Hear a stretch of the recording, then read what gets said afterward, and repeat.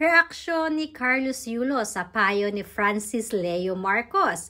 Magugulat ka. Ano na nga ba ang latest update para sa issue na kinaharap ngayon ng pamilya Yulo?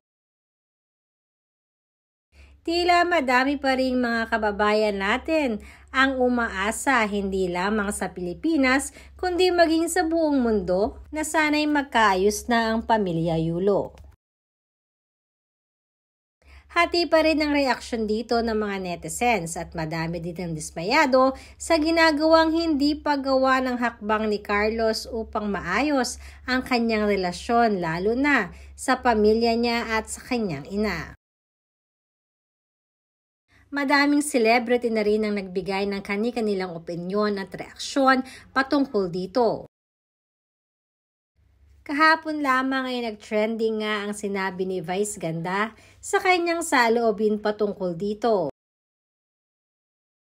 At bagamat indirectly man, ay gets na ng mga televiewers ng It's Showtime kung para kanino nga ba ang pagsasalitang ito ni Vice Ganda.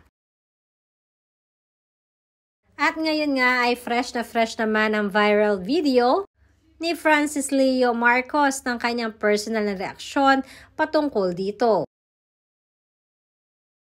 Ayon kasi sa kanya, dumanas din siya ng problema noon sa kanyang pamilya, particularly na sa kanyang ina.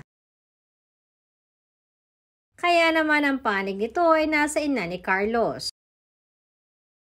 Kahit man di umano anong gawin or anong mga ginawa para kay Carlos ay unawain na lamang upang maayos nila. Subalit marami naman nagtataka na kung bakit magpahanggang ngayon nga ay wala pa ring reaksyon dito si Carlos para sa kanyang pamilya.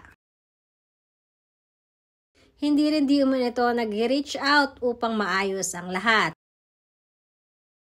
Reaksyon pa ng mga netizens na para bang ayaw nang humiwalay nitong si Chloe kay Carlos. At mukhang totoo ang sinasabi ng pamilya nito na inilalayo ni Chloe ang loob ni Carlos sa kanyang mama. Na noon pa man ay binanggit na rin ito ng mama ni Carlos na isa sa naging dahilan ng kanilang hindi pagkakaunawaan talaga ay si Chloe. Kayo mga kachika, ano nga ba ang opinyon nyo patungkol dito? Tama bang ipagpaligoy na lamang o ipagpawalang bahala ni Carlos ang ganitong pagtitiis sa kanyang pamilya, lalong-lalo na sa kanyang ina? Or baka naman may mas malalim pang dahilan itong si Carlos kaya hindi niya talaga magawang kausapin man lang ang kanyang mama?